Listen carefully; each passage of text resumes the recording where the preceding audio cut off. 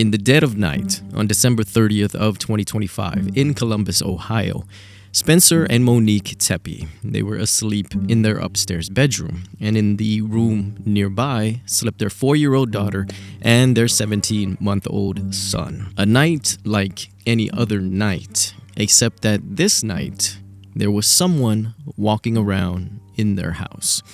An intruder that had nothing but evil intentions for the couple. This person was making his way up the stairs to where they all slept.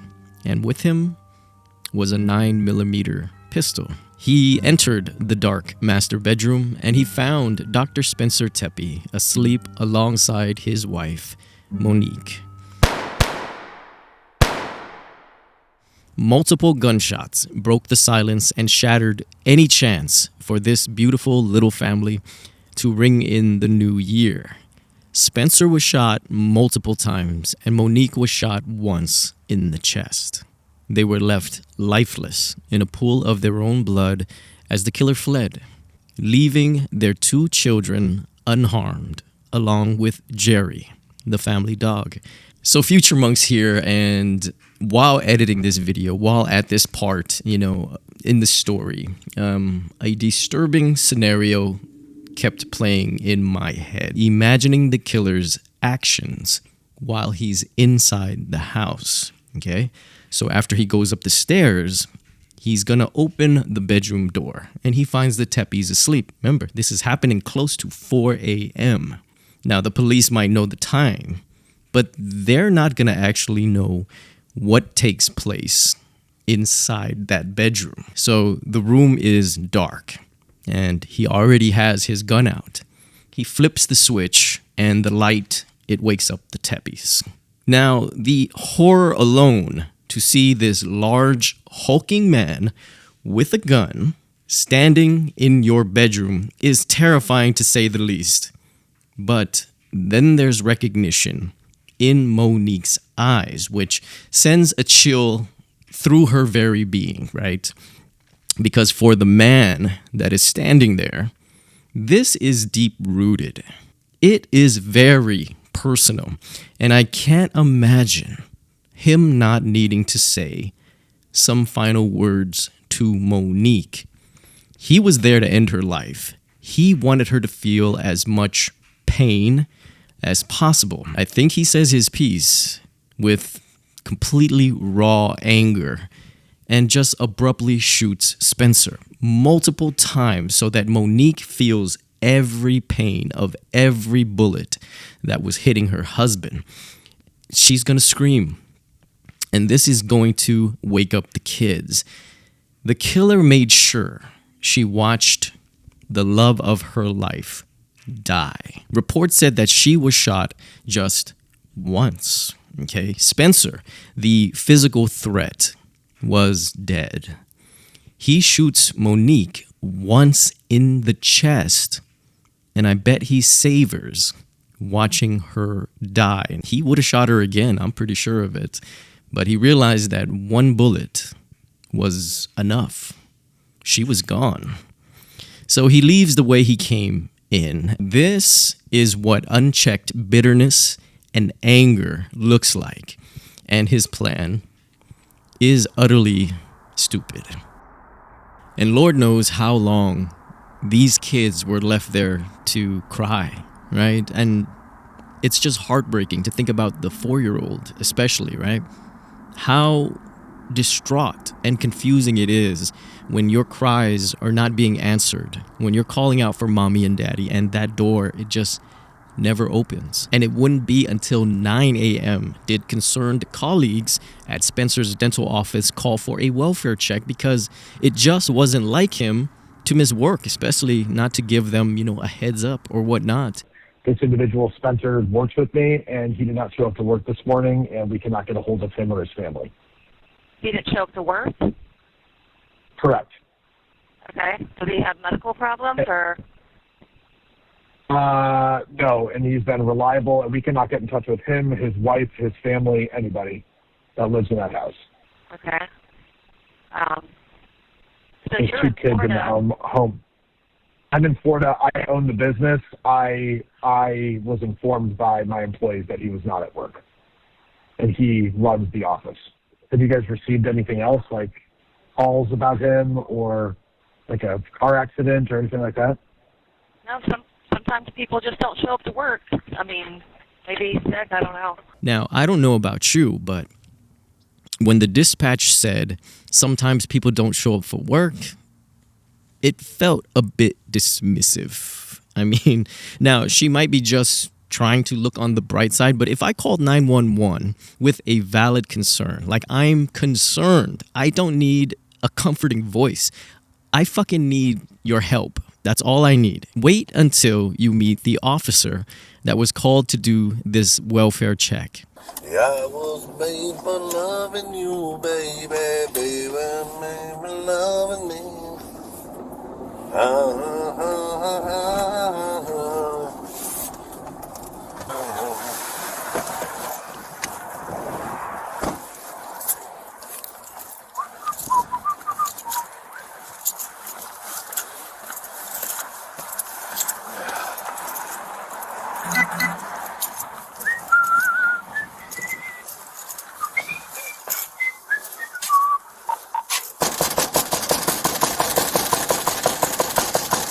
Unit 43.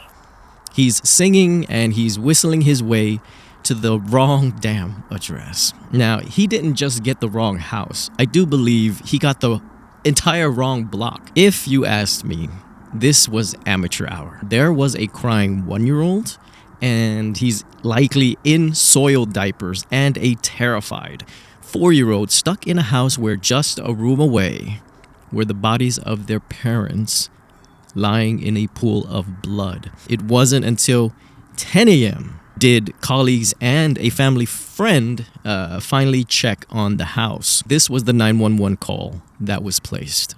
There's a body. Our friend wasn't answering his phone. We just did a wellness check. We just came here, and he appears dead. Okay. There's blood. He's laying next to his bed, off of his bed, and there's blood. I can't get closer to see more than that. Okay, so you can tell he's obviously not breathing or anything? Yeah. Is it like kind of like puddle, like, you know, does he look like... It definitely puddled. I can't look. Okay, all right, I understand.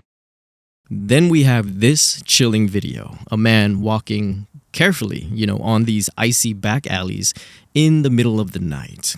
So the question is he the killer? Is he just some guy walking home? 10 days would go by since the murder of Spencer and Monique. And it was not just the talk of the town, of the locals of Columbus. This was making national news for the communities of Columbus. I mean, was there a homicidal maniac out there? As more time passed, it would make the man in the back alley, his figure just that much more interesting. Because why hasn't this person of interest at this point to the police come out of the shadows, shed a little light for us, on what he was doing, walking around in the middle of the night in freezing 22-degree weather, roughly in the same window of time the Tepes were murdered. Then the police introduces another possible piece of the puzzle. And again, it happens in the middle of the night at 2:31 a.m., just 11 days before the murder. What's the emergency? Somebody's knocking on my door. I think they're trying to get in. They're banging on my door. Okay, someone's banging and knocking. Do you know who this is? No. Do you have a description of them? No, I can't see any face going upstairs. Have you asked them what they want or if they need something? No. Now, by the time the police arrived, he's gone, right? He's already left. And till this day, he remains unidentified. This situation is left at that, just uncomfortably unresolved for that woman. I feel that this does tie in to this particular case in a chilling way, okay? So, first let me say my greetings. Hello, my name is Monks, and we tell stories, intriguing ones, back here in the comfort of my backyard. If you like the vibe, hey, please, all I ask is for a like, but what I really want is a subscription, right?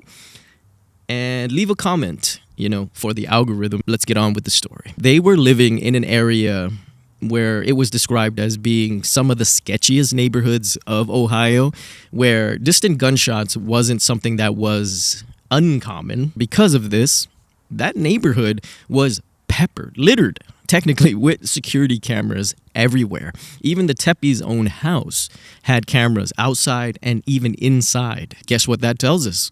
The police have a ton more footage, but they're only choosing to show us this strange figure in the back alley. So the police are sitting on a lot of footage. I bet you, at the time, even now, they even know how the culprit got into the house. In the midst of an investigation, all they're going to tell you is there was no forced entry. The online community does what the online community does, right? And this relatively new manner of online sleuthing has emerged, and that is seeing when names in a case are previously Googled, right? That's fascinating. It sounds so simple, but very effective. Before the murders, okay, according to Court TV, where I got this information from, there was a huge spike on December 5th for Spencer Tepe's name, and especially his address, 1411 4th Street. That's chilling stuff, right? Which leads us to believe that there was growing interest in Spencer and where he lived leading up to December 30th. So let's take a quick look at the layout of the house, right? And it looks to be a cookie cutter neighborhood of single family homes with a detached garage in the back. Now, the backyard is in between that garage and the house, and it's all fenced in. Just looking at the fence, that's not going to deter, an able-bodied bad guy from scaling. Okay, so what we take away from this is that all these houses appear incredibly similar. Besides little decors, they have roughly the same shape. And we already know, even in the daytime, that policeman got the wrong house. So just imagine how hard it is to find the correct house in the middle of the night. This is where the man trying to break into that woman's home might come into play, right? What if it was the same killer, thinking that it was the Tepe's house, okay? So I'll just say that lady should be thanking the door company and the people that installed the doors, because if that door did get kicked in, she may have possibly lost her life, because more than likely, that was a madman with a gun in the dark. Now, if you were following the case in real time like I was, okay, at least the online true crime community, they were pretty positive that it was somebody that they knew, and turns out they were exactly right. But it was still just as shocking to find out who the killer actually was and to understand the killer. I think the best way to do that is to actually meet Spencer and Monique Tepe. Or is it Tepe? I've heard it said both ways. This is 37-year-old Spencer Tepe, and he was born and raised just outside of Cincinnati, Ohio, in a town called Mason. Now, he's an Ohio boy through and through. He went to the local schools, from K to 12, and even graduated from Mason High School in 2007 just to go to the Ohio State University. There, he earned himself a bachelor in science in biology while double majoring in Spanish. And he would go on to continue his education at OSU's College of Dentistry to earn his Doctor of Dental Surgery, simply known as DDS. And that would happen in 2017. Learning more about Spencer, you really get the idea that he really isn't ostentatious. He wasn't about himself, it felt like. I'm assuming he was the same way in terms of his career, right? He wasn't chasing the prestige, for its own sake. He was more or less driven by genuine desire to help people feel better. And since he went into dentistry, we could say it's from one smile at a time, right? Now, colleagues and patients would describe him as compassionate. That's the word that pops up several times. Brilliant is another word that shows up a lot. Approachable. And all I can say about that is definitely a rare trait in the service field. Well, I should say in a field where you deal with scared grumpy humans, right? Like a dentist's office. So technically Spencer was a dentist that could make, dentist visits be a bit less dreadful and more like visiting an old buddy. So he started off his career at Stone Creek Dental Care in Ashland, Ohio, where he quickly built a solid reputation and racked up over 230 LinkedIn connections. I don't know if that's a lot compared to other people, but that sounds like a lot, right? Which we can just say is a quiet testament to how well respected he was in his field. And then came the move to Athens Dental Depot, where his impact was immediate, okay? People loved him over there. They called him an extraordinary dentist, and he was filled with love and joy, and he was also filled with filling cavities. That was a joke botch. It was developing in my head, and it was botched. Now, remember that he also had a second major, and that was Spanish. Now, imagine how comforting that is for his Hispanic patients. Imagine the Latin referrals, accessibility in a healthcare provider, right? That is gold, okay, for a patient. And I'm sure Spencer knew it, and he made sure he was just that. He showed up every day for work, and people say that it wasn't fake, right? It was a genuine excitement to do his job. He loved the work and building relationships with the patients. People recognize phony, right? For the most part. And it was clear that he wasn't, because early on in his career, he would get the recognition when he was made next up, right, in a list of young professionals in Columbus. And part of his simplicity was balancing his life out, right, with simple joys. He would like to go golfing, he liked to go traveling, and of course, to one day start a family. And then he would find the woman that would share his values. Meet Monique Frances Sabatruski.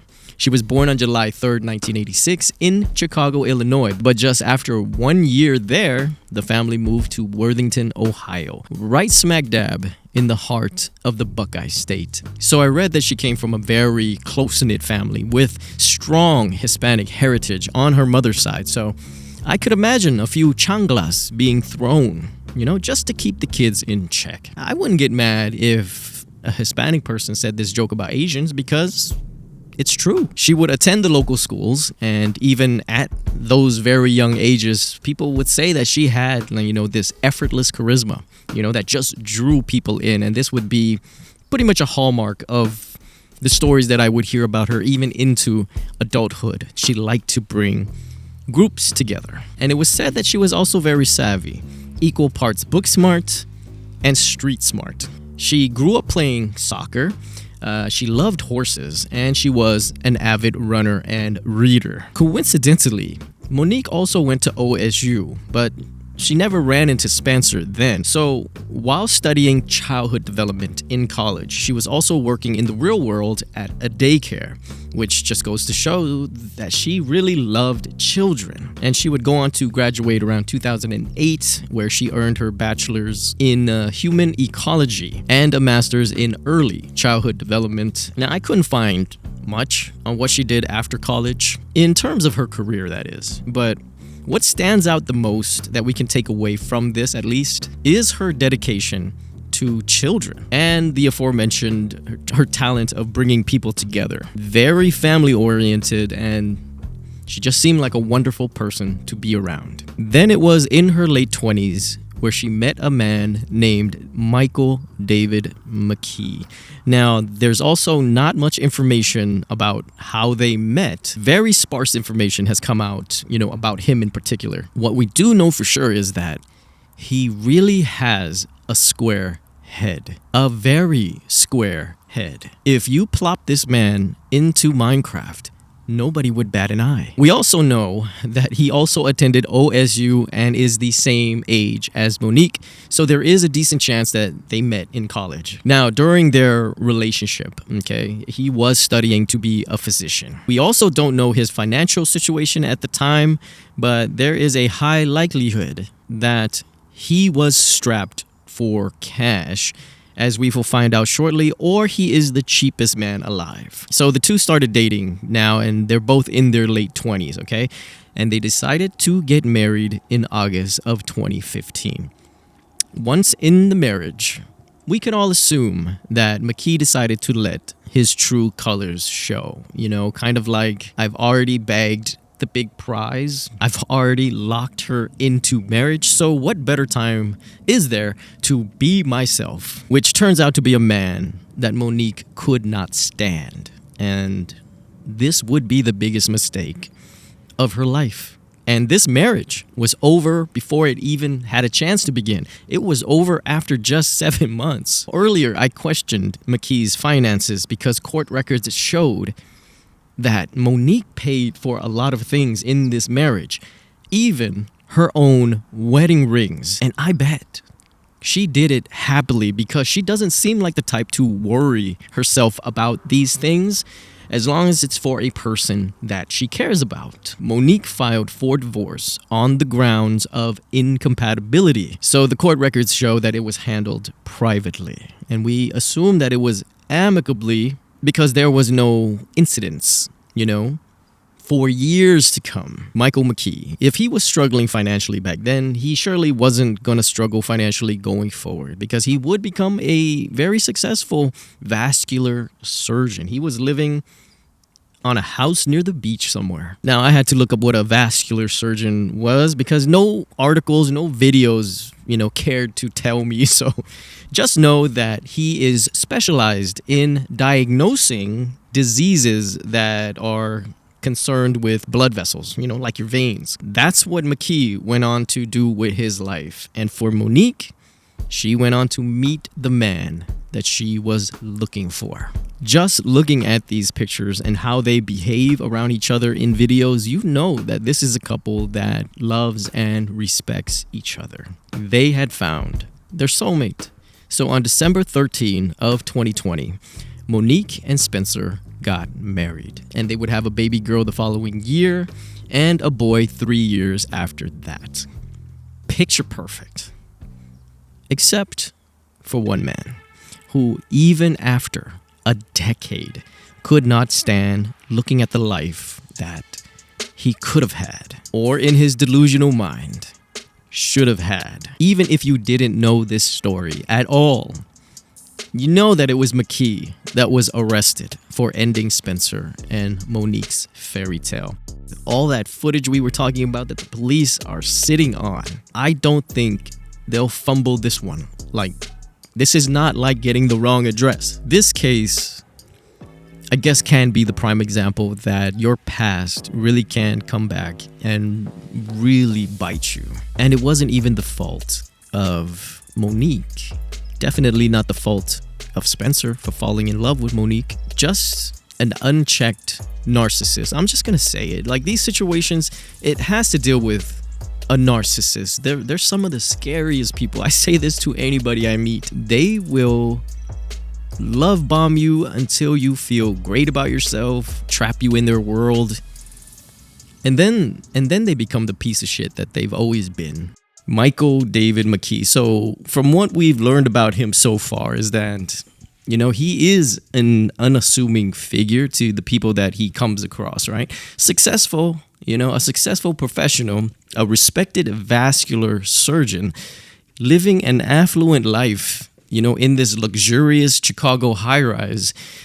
It even had doorman service. He didn't even need to get his gentle surgeon hands dirty. And for his commute to work, he had a breathtaking view of the ocean, a beautiful, quiet ride back and forth. Definitely a nicer view than that of Spencer, right? Who we know now, McKee was just incredibly jealous of. So those that knew him said that he was polite, reserved, friendly enough is how one lady put it, who had a chat with him at the poolside one day. But otherwise, he's just this quiet, keeping to himself kind of guy, right? To anyone who met him in hallways, simple greetings, right? Not a man of many words. As you can see here, even in court, shackled in his yellow jumpsuit, he came across as pretty timid. They asked him his name and he said it, and it sounded pretty emotionless. And he would go on to waive his extradition without protest, which says to me that he just wants this thing expedited, right? He just wants it to go as smoothly as possible, because you can fight extradition, but he wasn't doing so because I think he knows that they have him dead to rights. But then there's that darn insanity plea, that's always on the table for a case like this. But I highly doubt that it's going to work for a character like McKee, because a high functioning vascular surgeon living the high life, I'm not sure that's going to fly at all. So we have to say that if all these allegations are true, right, because they're just alleged right now, this seemingly ordinary low-key man harbored a decade-old obsession from a brief, very brief, unhappy marriage. They were together for 7 months before they were separated. The divorce didn't happen till a year later, but it was over after 7 months. And because of the outcome, I guess you could say, he was still in love with Monique, and he really did not want that marriage to end. And for McKee, that's the kind of self-poisoning that drives people crazy and gets innocent people hurt. He was quietly planning, allegedly, to execute this premeditated double murder. And to end this video, I just want to express, how sad it is for the children, right? I mean, the 1-year-old, he's never going to know the warmth of his actual parents' touch. And from what we can tell, they were very warm people, very amazing, respecting, loving people. But at least he won't have any memories of that night. And we can't right now say that is the same for the 4-year-old, because let's just say if there was no safeguards or the room was not locked so she couldn't get out, that 4-year-old is going to wander around in the morning. And she knows where her parents' bedroom is. So we're praying that she was locked in her room. And a grim thought as well, I should say a puzzling thought, is it possible that it was McKee that locked the kid's bedroom door so that they couldn't see what he had done? There's a family dog as well, right? Jerry. And I don't know, Labradoodles, I do believe that's what the dog is, are known not to bark even at strangers. So not too sure how that dog reacted to the whole situation. But back to the 4-year-old, that's a very tricky age, because that is when you start to realize things, right? Things start to make sense. You actually know who mommy and daddy are now to you. And for her, now mommy and daddy are gone, and things are just going to get confusing again. And you can't even fathom how sad that is, right? We can't. She's also going to have to talk to detectives, and, highly trained detectives, of course, because this is a very delicate situation if you're trying to extract information from a 4-year-old who possibly saw the death of her parents. We're hoping she did not, but maybe she heard a sound, and that's what they're going to want to know, just to, paint this picture. Maybe she heard the shouting. Maybe she heard what they were saying in the other room, screams, gunshots. That is very troubling to think about, Yeah, it's a very delicate situation. But we're going to leave it at that. And I'm going to show you guys that they do have a GoFundMe page, and it's strictly for the children. I'm going to make my contributions, I would encourage you guys to do the same. You don't have to contribute a lot, okay? Just a lot of people contribute, and they can hit their goal, and, it's a good cause, I would say. So now you know the stories of the crazy Dr. McKee and what he did to the Tepes and their loved ones, of course. So now go tell the people that you love them. And so I'll just sign out as I always do. Go protect the ones that you love. And don't forget to love the ones that protect you. Has someone ever broken up with you when you were not ready? You know, someone that you still cared deeply about. Well, when I was in 8th grade, someone did break up with me that I still deeply cared about. And now she's my wife. But did I think about killing her, you know, when she did break up with me at the time? No, I'm not going to tell you.